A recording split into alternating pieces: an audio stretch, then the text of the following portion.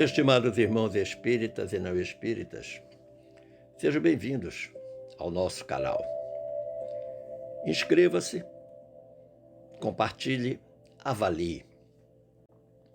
Abraço a todos os irmãos do Centro Espírita Enviados de Jesus, na cidade de Gravatá, em Pernambuco, com renovada alegria, e desde já lhes convidando a reflexionarmos sobre mais um tema de nossa amada doutrina dos Espíritos.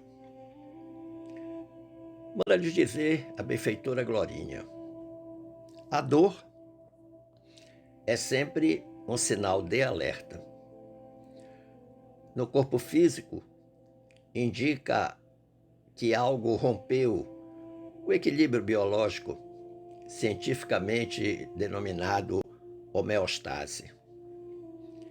No aspecto moral, indica que a escala de valores do indivíduo foi alterada. A consciência alerta, o remorso confirma. Por este preâmbulo da benfeitora, nós podemos perceber que vamos conversar hoje sobre o que fazes com tua dor. Porque todos nós passamos por dores físicas e morais.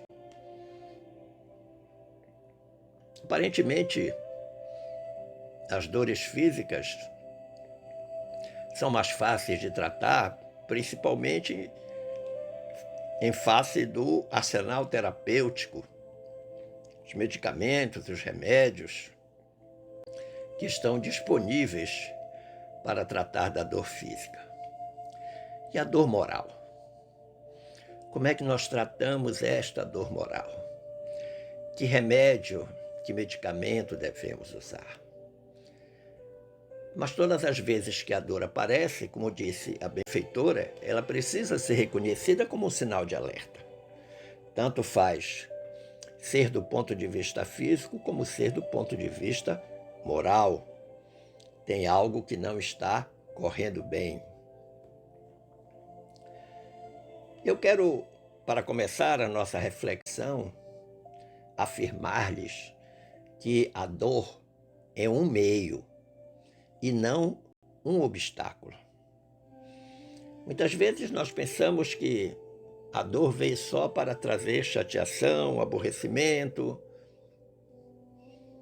quando na realidade ela não nos impede de fazer nada, muito pelo contrário, ela está nos chamando a fazer tudo em prol de nós mesmos.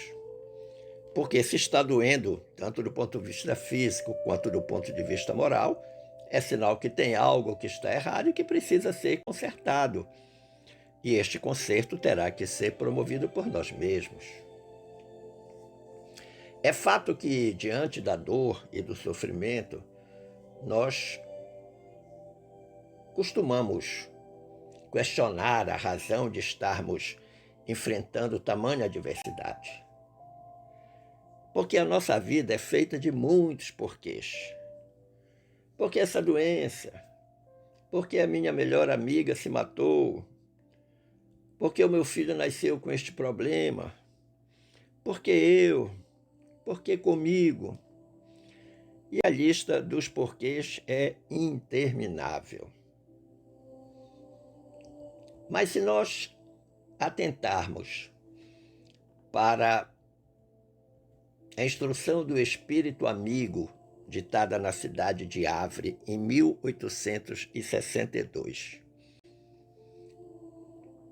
e que está nas instruções dos Espíritos, cuja temática é a paciência, do capítulo 9 do Evangelho segundo o Espiritismo, cuja temática central é bem-aventurados os brandos e pacíficos. Se nós atentarmos ao que o Espírito Amigo disse, nós vamos seguramente ressignificar o conceito de dor. Porque o Espírito Amigo disse: a dor é uma bênção que Deus envia a seus eleitos. Não vos aflijais, pois, quando sofrerdes, antes Bendizei de Deus onipotente que, pela dor neste mundo, vos marcou para a glória no céu. Olha que interessante. Eu sei que você deve estar dizendo, como é possível a dor ser uma bênção? Depende de como você vê a dor. Você pode pensar até que ela é uma punição. Porque, invariavelmente, nós sempre dizemos, eu não mereço esta dor, eu não mereço isso que estou passando. A grande pergunta é, será? Será que não merecemos? Será que nesta existência atual não construímos nada que atraiu naturalmente essa dor? Será que nesta existência não estamos a desenvolver experiências relacionadas às nossas existências passadas e que estas experiências podem causar dor, podem causar sofrimento? Mas interessante é que o Espírito amigo diz, quando sofreres a dor, bendizei a Deus onipotente, que pela dor neste mundo vos marcou para a glória no céu. Aí você vai dizer, mas quer dizer que além de estar sentindo dor, ainda vou ter que agradecer? Sim, obrigado, Senhor. Obrigado, Senhor. Imagine, vamos para um exemplo prático. Você é uma pessoa saudável, pelo menos aparentemente, e de repente você sente uma brutal dor de cabeça. Você de imediato diz, mas eu não fiz nada para ter essa dor de cabeça. Mas essa dor de cabeça não aparece espontaneamente, sem que haja uma motivação, uma alteração na homeostase. Lembre-se, o organismo só pode reagir contra as coisas que o atacam através da dor, através da alergia. São mecanismos próprios, fisiológicos, pelas quais o organismo reage e diz, ei, tem alguma coisa errada acontecendo. Então, se você, que se sentia aparentemente sadio, sentiu uma bruta dor de cabeça, seguramente você vai pensar de onde está vindo isso. Vai tomar um analgésico e, se a dor não passar, seguramente vai procurar um médico. Você vai investigar as razões pelas quais esta dor está acontecendo. Isso é normal, isso é que todo ser humano faz ou deve fazer. Vamos agora para a dor moral. Você inadvertidamente fez ou disse alguma coisa com a qual você feriu, magoou, entristeceu alguém. Mas esse alguém que você magoou, ele é um alguém muito querido. E aí você entra no processo de remorso, dor interna. Meu Deus, por que eu fiz isso? Fulano não merece. E agora, como é que eu faço para consertar esta bobagem? Dor moral. Você vai atrás de mecanismos pelas quais você se reabilite perante aquele que você ofendeu. E claro, o caminho mais curto e o mais natural de todos é pedir perdão, reconhecer-se errado e fazer um super ultra esforço para não errar mais.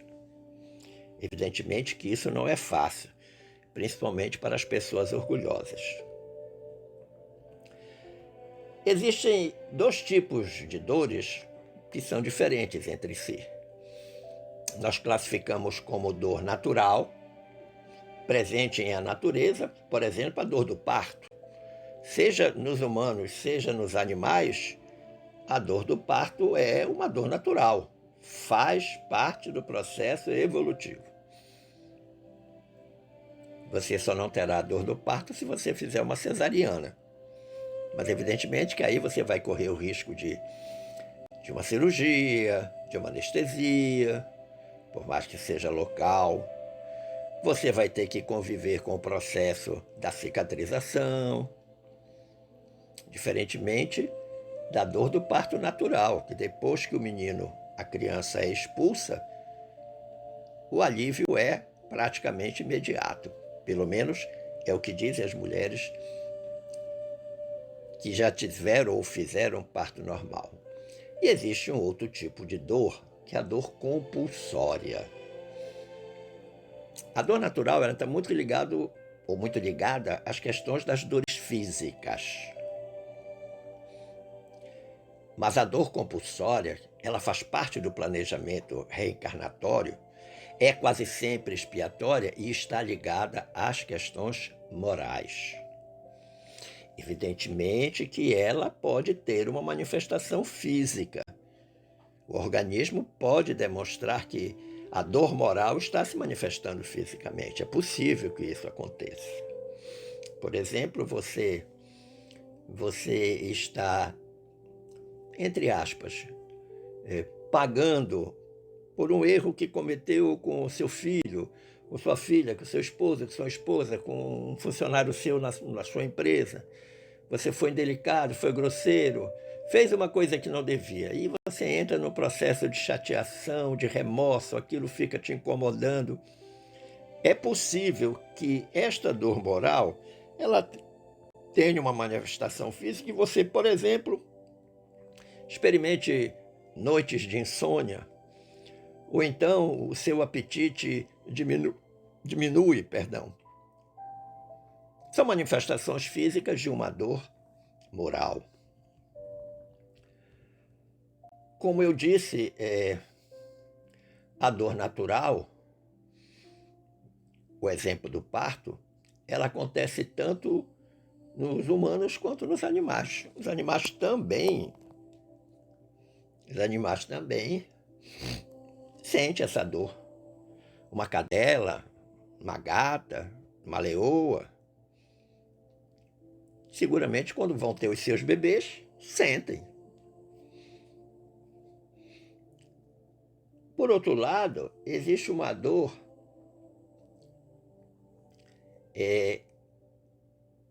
que é moral,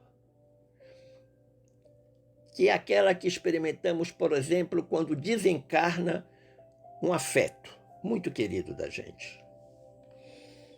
Porque envolve sentimentos. Então nós ficamos contristados, tristes, aborrecidos. Esta dor pode ter consequências físicas, mas do ponto de vista moral, ela é difícil de ser explicada. Porque alguém vai chegar perto de você e vai dizer assim, eu sei a dor que você está sentindo. Aí você vai dizer, é uma tristeza imensa, mas não tem como quantificar. Você pode até qualificar, dizer que está muito, super, ultra, hiper triste. Isso é qualificação, mas não tem como medir, não tem como quantificar essa dor. Embora exista uma escala de dor que é utilizada na medicina, mas isso para a questão da dor física. Você pode estar se perguntando, que razão então pode explicar a dor moral humana? Como é e quando é que nós sentimos esta dor moral? E aí eu vou convidá-lo a ler o capítulo 31 da obra Jesus no Lar. Essa obra Jesus no Lar foi trazida através da pena mediúnica de Chico Xavier pelo espírito Néio Lúcio. Então, nesse capítulo 31, Néio Lúcio vai fazer uma narrativa com a qual você pode tranquilamente entender a dor moral humana. Néio Lúcio começa dizendo, Raquel, antiga servidora da residência de Cusa, ergueu a voz para indagar do mestre por que motivo se convertia em aflição, a dor se convertia em aflição, nos caminhos do mundo. Cusa era o intendente de Herodes, né? Tinha uma esposa chamada Joana de Cusa, e Joana e Raquel, que era funcionária da casa, da residência, costumavam sempre dar umas escapadelas para assistir às pregações de Jesus. E numa dessas, Raquel está lá vendo Jesus e resolve fazer uma pergunta exatamente sobre a dor. Ela pergunta, por que motivo a dor se convertia em aflição nos caminhos do mundo? E diz ela: não era o homem criação de Deus? Não dispõe a criatura do abençoado concurso dos anjos? Não vela ao céu sobre os destinos da humanidade? Então ela está usando aí 3 argumentos poderosos para dizer: olha, por que é que nós temos que passar pela dor?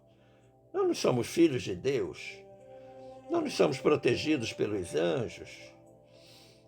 O céu, as entidades angélicas não tomam conta da humanidade? Por que é que a gente tem que passar pela dor? São esses os argumentos que Raquel está apresentando a Jesus. Salvo o melhor juízo, esse encontro, eu acho que foi na casa de Pedro. Não posso garantir, mas salvo o melhor juízo, parece que foi na casa de Pedro. Jesus, segue o Neio Lúcio dizendo, Jesus fitou na interlocutora o olhar firme e considerou: a razão da dor humana procede da proteção divina. Já dá para mexer com a cabecinha da gente, né? Como? Procede da proteção divina a razão? Os povos são famílias de Deus, que, à maneira de grandes rebanhos, são chamados ao aprisco do alto. A terra é o caminho. A luta que ensina e edifica é a marcha. O sofrimento é sempre o aguilhão que desperta as ovelhas distraídas à margem da senda verdadeira. Olha que resposta maravilhosa essa de Jesus. Primeiro, porque está trazendo a responsabilidade da dor para cada um de nós. Nós vamos passar por dificuldades? Vamos. Mas a questão da dor é uma questão nossa.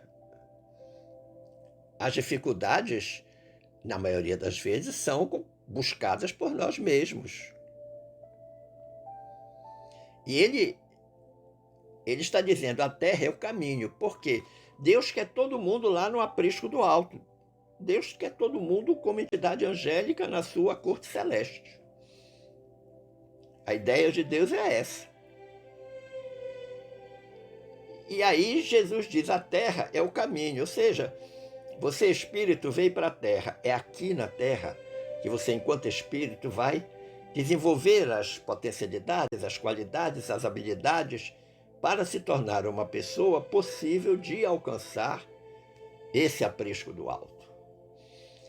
E vai dizer: a luta que ensina e edifica é a marcha. Então você está na terra e vai ter que caminhar nela, vai ter que marchar. Marchar no sentido de caminhar, de passar. Então você vai lutar. Vai lutar em favor de si mesmo. Virão os desafios, virão as tentações, e você vai ter que lutar tenazmente para vencê-las, para candidatar-se a esta possibilidade de ser um dos chamados ao aprisco do alto. O sofrimento é sempre o aguilhão que desperta as ovelhas distraídas à margem da senda verdadeira. Ora, o que é que acontece? Todos estamos na terra, precisamos caminhar na estrada do bem, mas vez por outra lá nos distraímos e entramos na estrada que não é do bem, digamos a estrada do mal. Começamos a fazer coisas erradas, equivocadas, começamos a desenvolver imperfeições. E aí, qual é a forma que a vida, que Deus encontra de nos chamar a razão para voltarmos à senda verdadeira? Pelo sofrimento, pela dor. É como se a dor dissesse para nós: ei, você está no caminho errado, a sua estrada não é essa. Essa estrada que você está andando é a da perdição. Volte para a estrada da elevação. É isso que Jesus está respondendo para Raquel. Mas quando a gente quer entender o problema da dor, eu sugiro a você que leia o capítulo 11 da obra Páginas de Fé. Porque nesse capítulo 11 de Páginas de Fé é uma receita de Emmanuel muito prática, objetiva e que nós devemos colocar em exercício na nossa vida. Eu estou chamando de a receita de Emmanuel. Página de Fé é uma obra mediúnica do Espírito Emmanuel com o médium Chico Xavier. Vamos ver o que o Emmanuel diz. Na vida espiritual, cada consciência culpada que lhe alcança os domínios pelos braços da morte implora a assistência na farmácia da vida. Olha que interessante. Cada consciência culpada que lhe alcança os domínios pelos braços da morte, ou seja, cada espírito que desencarna e retorna ao plano espiritual, chega lá com a sua bagagem de tudo que fez na experiência terrena. E nessa bagagem vão coisas boas e coisas más. E aí, se as coisas más forem mais volumosas que as coisas boas, vai haver dor. Este espírito vai sofrer. Por quê? Porque não soube aproveitar convenientemente a experiência reencarnatória. E aí vai pedir a assistência na farmácia da vida espiritual, que muito provavelmente serão novos aprendizados no plano espiritual, na vida espiritual, até que a criatura esteja apta a voltar para a Terra e conseguir dar um lustro de progresso ao seu espírito. Diz o Emmanuel, a dor é procurada como remédio valioso e a reencarnação é o caminho em que deve ser encontrada. Então, lá no planejamento reencarnatório, tem um espírito altamente culposo, que quer de toda sorte, de toda forma, ressarcir os débitos provocados. Quer melhorar, quer progredir, quer livrar-se daquelas imperfeições. Pede para voltar à Terra e aceita viver uma circunstância de dor nessa experiência reencarnatória como forma de livrar-se o mais rapidamente desse pretérito imperfeito que carrega consigo. E aí o Emmanuel vai dar uns exemplos desse remédio valioso. Ele diz, quem abusou da fortuna material pede a cooperação da extrema pobreza. Então a criatura teve uma existência, uma encarnação ou reencarnação, em que foi, do ponto de vista material, muito rico, teve uma fortuna exuberante, mas não soube usá-la com sabedoria. Passou pela prova da riqueza e foi reprovado. E aí ele vai pedir, então, para que numa próxima experiência reencarnatória, ele enfrente, ele viva uma extrema pobreza. Segundo exemplo do Emmanuel, quem relaxou a saúde, clama pela enfermidade como medida capaz de garantir-lhe o reajuste. A criatura teve lá uma existência e vamos admitir que foi um alcoólatra, inveterado.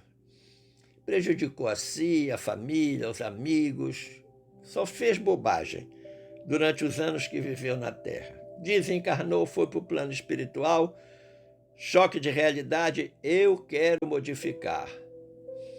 Eu preciso voltar à Terra para resolver essa questão.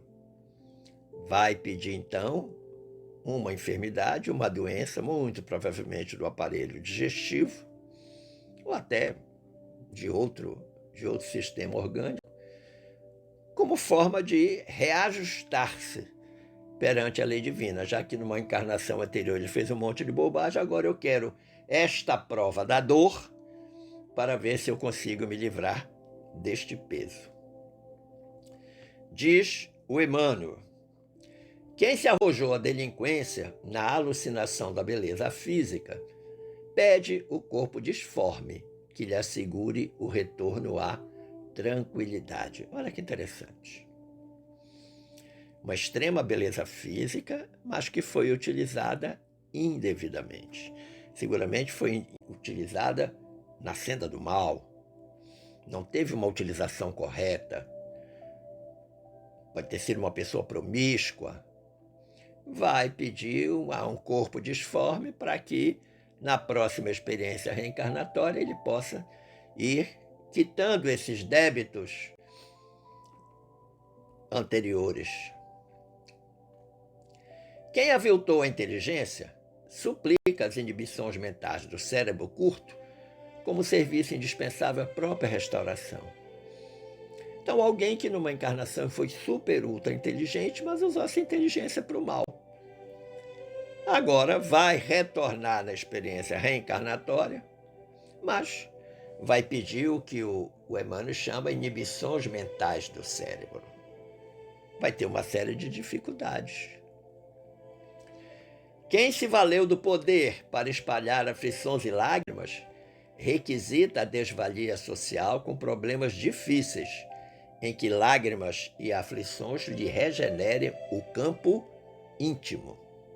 A palavra-chave aí nesta sentença do Emmanuel é campo íntimo. As palavras-chave, campo íntimo. Quem se valeu do poder para espalhar aflição e lágrima. Quantas pessoas que passam numa experiência corporal, numa experiência terrena, têm poder e utilizam esse poder só para fazer o mal, só para prejudicar os outros, só para levar vantagem. Não constrói nada de positivo com esse poder que tem. Vai desencarnar, vai retornar ao plano espiritual, vai negociar para voltar, a fim de ressarcir todos esses débitos que foram por ele provocados, enquanto tinha esse poder. E aí, as lágrimas que ele produziu, as aflições que ele produziu, ele agora vai sentir na pele. Ora, o que é que a gente depreende desta exposição do Emmanuel? Chegamos aqui à conclusão por esses exemplos que o Emmanuel deu, do relaxamento da saúde, do arrojo da delinquência, do aviltamento da inteligência, de quem extrapolou o poder. Que conclusão podemos chegar? Que a lei de causa e efeito atua com toda a sua pujança e equidade. Não interessa se você é preto, branco, rico, pobre, letrado, iletrado, isso aqui, não interessa. A lei de causa e efeito, ela é universal. E ela atinge a todos indistintamente. Não tem como escapar dessa lei. Eu sempre digo, duas leis regem o universo, na minha forma de ver. A primeira e mais importante de tudo, que é a lei de amor, que é a expressão do próprio Deus. E a segunda é a lei de causa e efeito. São as leis, para mim, que regem o universo. Tudo que acontece no universo está debaixo da capa destas duas poderosas leis divinas. Conclusivamente, meu amigo, minha amiga, vamos voltar à obra Páginas de Fé, lá no capítulo 11. Porque nesse capítulo, melhor dizendo, nós vamos encontrar 3 conclusões importantes para este tema que nós refletimos hoje, que foi o que fazes com tua dor. Primeira conclusão. Recebe, pois, o tipo de experiência que escolheste na terra em benefício de tua própria recuperação para Deus, sem desfalecer no trabalho que a justiça te reservou. Ou seja, resignação. A experiência que você está passando agora, nesta presente reencarnação, ela é necessária ao seu progresso espiritual. Ah, mas ela é muito dolorosa. Você precisa disso. A dor que não se reclama dói menos. A dor que é muito reclamada dói mais. E veja que o Emmanuel diz, sem desfalecer no trabalho que a justiça te reservou, a justiça divina. Eu passo tudo o que eu preciso em função das minhas necessidades espirituais, da minha vivência nesta existência e do meu passado espiritual, sem dúvida. Eu não vou poder reclamar.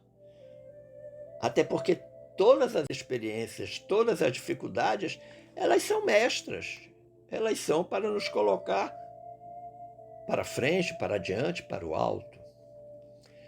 Segunda conclusão. Acolhe a dor e a luta por sábias instrutoras da vida e não lhes menoscabes o concurso santificante. Nada de dizer que a dor é perseguição, que é praga, que é azar, que é trabalho feito. Não. A sua dor, a sua luta diária em favor de você mesmo, em favor daqueles que você ama, fundamentalmente em favor do seu progresso espiritual, essa dor e essa luta, elas são instrutoras da sua vida. São elas que vão colocando você com mais sabedoria, com mais experiência, desenvolvendo todas aquelas virtudes crísticas da calma, da paz, da paciência, da sabedoria, da prudência. Isso é importante considerar. E a terceira conclusão, que a sombra de ontem te procura o asilo de hoje. E somente ao preço do teu sacrifício na tarefa redentora, pelo próprio dever bem cumprido, é que atingirás, valoroso e feliz, a plena luz de amanhã. Olha que interessante. A sombra de ontem, as coisas que eu fiz em reencarnações anteriores. Te procura o asilo de hoje, vem comigo para a presente existência. Claro que isto vai provocar luta, isso vai provocar dor, isso vai provocar sacrifício, vai provocar lágrimas, mas tudo isso é redentor. Mas só será redentor se o dever, o meu dever, enquanto criatura reencarnada, for bem cumprido. O meu dever crístico. Não é o meu dever profissional, não é exclusivamente o meu dever enquanto pai, enquanto amigo, enquanto avô, sogro, genro, cunhado. Não, não é só isso, é também isso, mas é muito mais que isso. A começar do próprio dever que eu tenho de sanitizar os meus pensamentos e os meus sentimentos, sanitizar as minhas palavras, fazer das minhas ações ações do bem, em favor das criaturas, em última instância, em favor de mim mesmo. E é exatamente quando eu consigo isto, como diz o Emmanuel, é que vou atingir a plena luz da manhã como um ser valoroso, como um ser feliz. Esperando ter contribuído para o entendimento desse tema, eu agradeço o carinho da atenção e das boas vibrações dispensadas e desejo que fiquemos todos em paz com Jesus. Um forte abraço.